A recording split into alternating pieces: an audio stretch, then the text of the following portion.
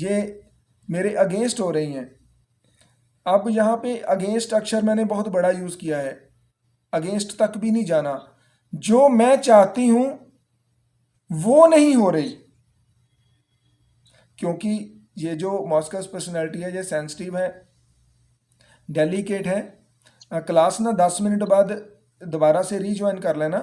Zoom में कुछ time period रहता है, नेक्स्ट टाइम ना हम इसको गूगल मीट पे लेंगे क्लास, ठीक है। आज मैंने जूम पे ले लिए। तो मैं कहाँ पे था,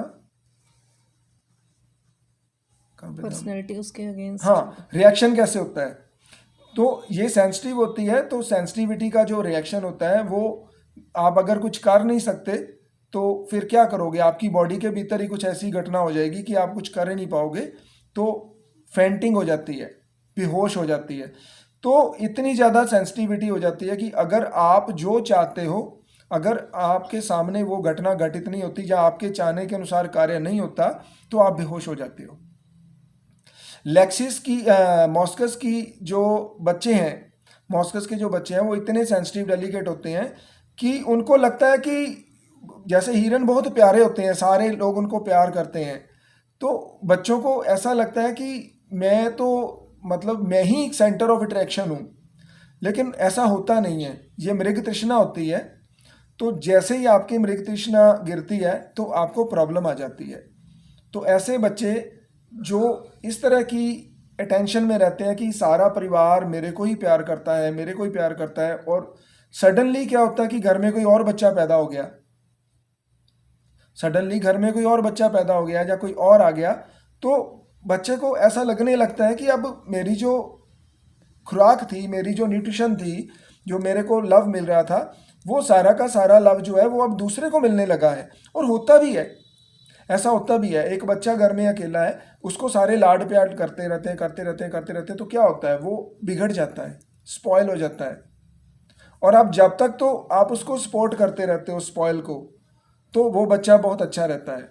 लेकिन जैसे ही आपको ये पता चला कि ये बच्चा स्पॉइल हो गया है या कोई और बच्चा घर में पैदा हो गया, उस बच्चे की तरफ अटेंशन घट गई, तो then problem rises. That is why moschus is written in the materia medica as it is the best remedy for spoiled children.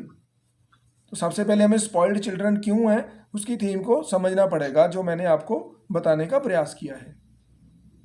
Similarly, जब एक लेडी, एक लड़की, वो मायके में अपनी परिवार में रहती है लड़की, और उस परिवार की वो सब कुछ है, वहाँ रानी है पिता के घर में, पिता के घर में वो रानी है, और अब ससुराल में गई तो वहाँ उसकी मृग तृष्णा गिरती है। उसे पता चलता है कि थिंग्स जो है इतनी इजी नहीं है जितनी थी, तो अब उसको एपिलेप्सी के फिट्स आने शुरू हो जाते हैं।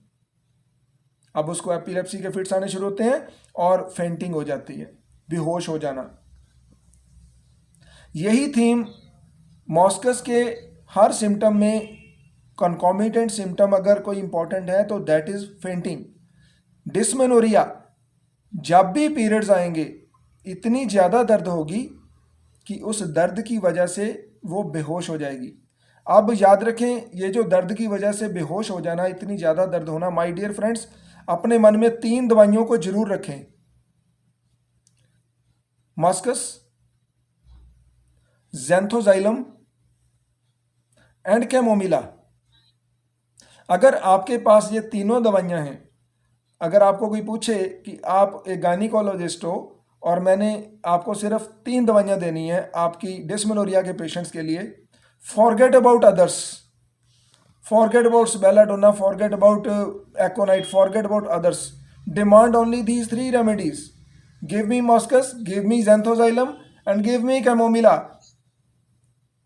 I will handle all the cases of dysmenorrhea with these 3 remedies. अगर और की चॉइस नहीं है माय डियर, ये मत बोलना कि सर आपने तो सारा मटीरियल मेडिका तीनों में डाल दिया, तो मैं जस्ट मेटाफोरिकली यूज कर रहा हूं। कहते हैं व्यक्ति को टाइम बहुत कुछ सिखाता है। अब मॉस्कस की स्थिति थोड़ी और होती, वो सीख जाती है कि अब जो चीज़ें हैं ये क्यों ऐसे हो रही हैं, मेरे हिसाब से नहीं हो रही, फेंटनेस भी आ गई, अब थोड़ी सेंसिटिविटी कम हो जाती है।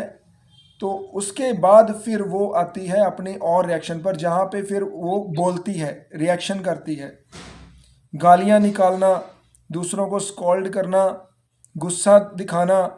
तो यहाँ पे आके जो जब उसकी सिफिलिटिक कंडीशन आती है, जहाँ चरम सीमा पर जब चीज़ें होने लगती हैं, तो फिर उसका रिएक्शन जो है, कुदरत ने उसको सेव करने के लिए उसको ये भी रिएक्शन दिया है कि अब वो रिएक्शन करेगी स्कॉल्ड करके, ऊंची ऊंची चिल्लाकर। इसको बोलते हैं scolds and rages until unconscious. Unconscious फिर भी नहीं जाती। कहते हैं पुराने समय में ये रेमेडी ना बहुत समय से, इवन हिपोक्रेट्स के टाइम से मॉस्कस को यूज़ किया जाता है। जो पेशेंट बेहोश हो जाते थे, जिनको एपिलेप्सी का फिट आ जाता था, तो उसको सुंघाई जाती थी।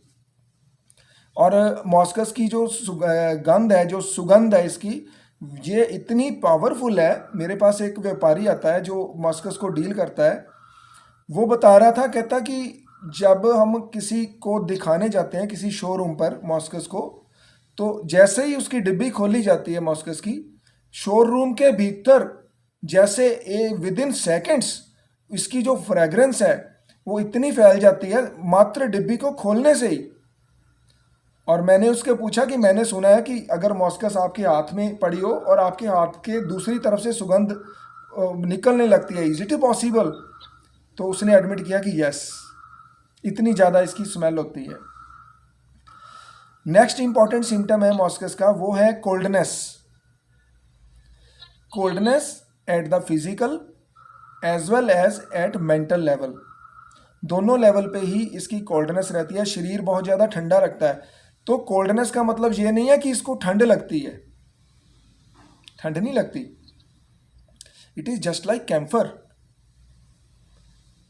ऑब्जेक्टिव जो है वो कोल्डनेस रहती है।